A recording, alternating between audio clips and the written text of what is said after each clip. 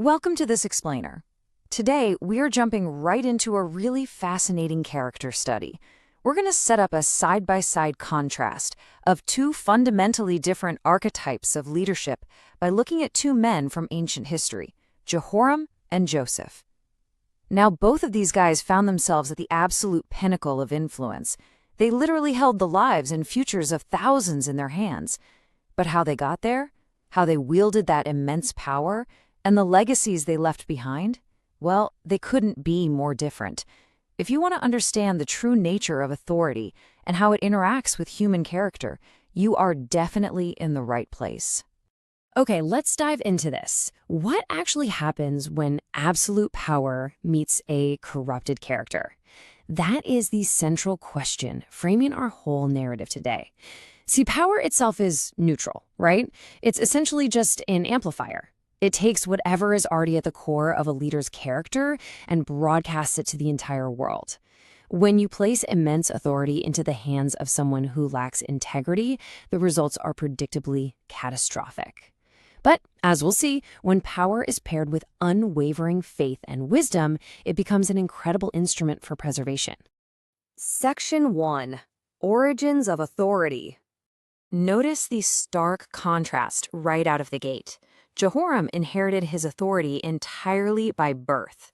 He was basically handed royal power without ever having to prove his character or his competence. He just woke up one day with a crown. But Joseph received his authority through God's providence and a long, hard track record of proven wisdom.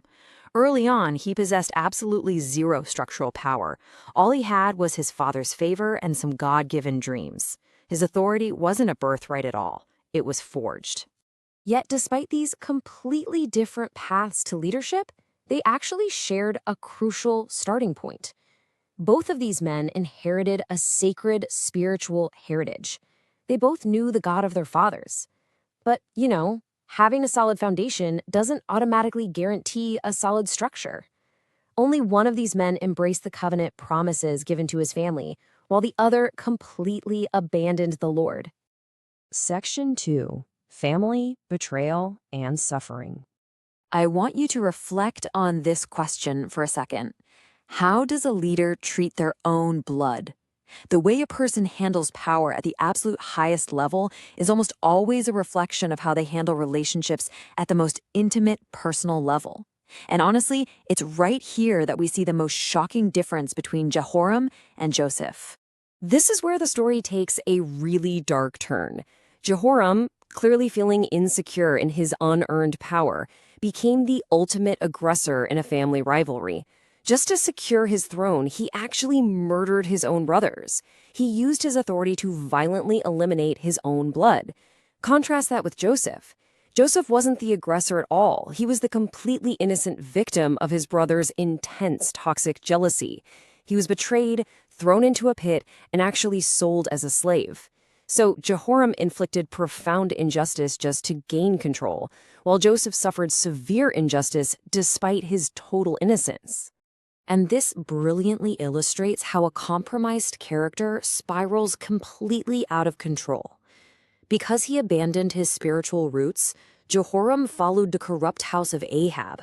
He totally surrendered to ungodly influences, dragging widespread idolatry straight into Judah and actively turning people away from God. Even when he was directly warned about it, he fiercely resisted. It is a textbook example of how bad company and unchecked arrogance corrupt character. Now watch how this builds into an incredible irony. For a time, Jehoram's royal throne concealed his deep corruption, though of course he was eventually truthfully condemned for his sin. Joseph, on the other hand, found himself sitting in an Egyptian prison, but instead of breaking him, that imprisonment actually revealed the immense, unshakable strength of his faith. Think about it. He was falsely condemned for doing what was right, fleeing temptation and maintaining his integrity, while Jehoram was truthfully condemned for doing what was wrong.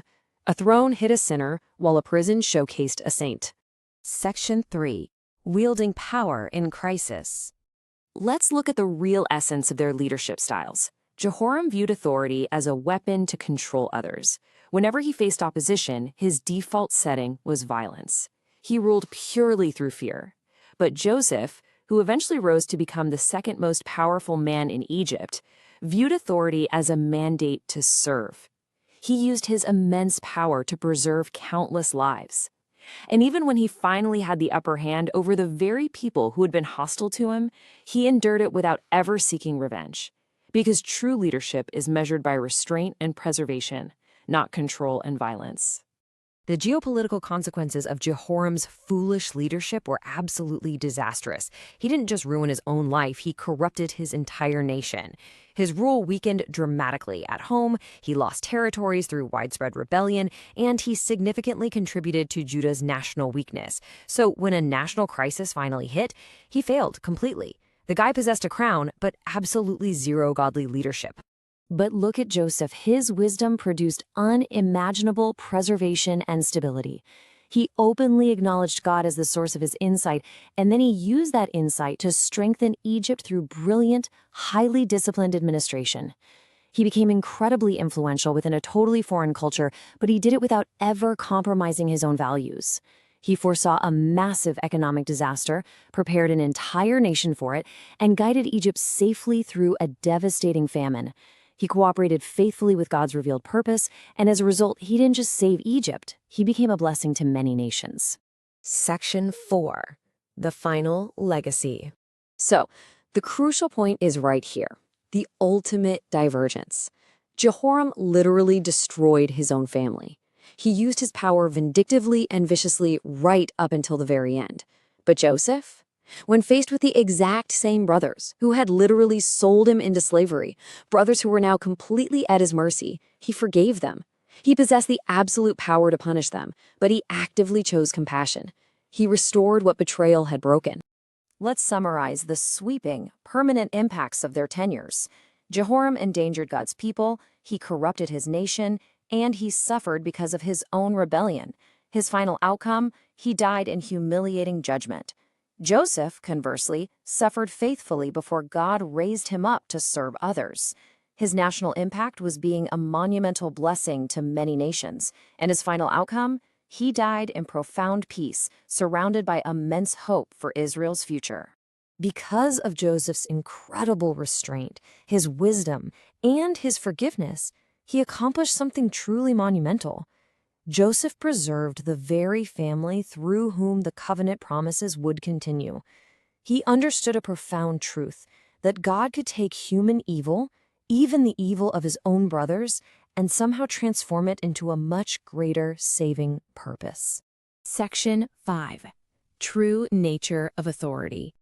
Ultimately, these two men leave us with two distinct markers in history.